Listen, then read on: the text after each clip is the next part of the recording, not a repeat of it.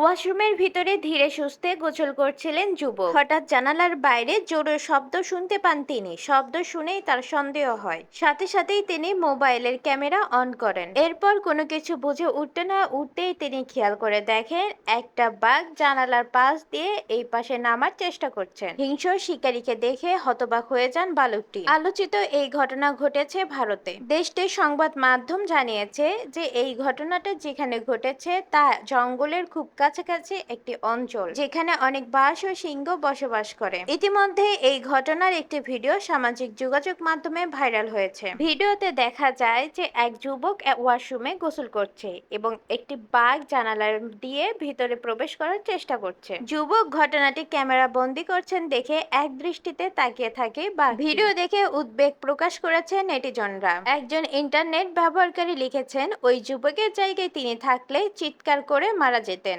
অন্য আরেকজন লিখেছেন, জটিল পরিস্থিতিতে মাথা ঠান্ডা রেখে বিষয়টি সমাধান কিভাবে করতে হয় তা শেখা উচিত এই যুবকের কাছ থেকে।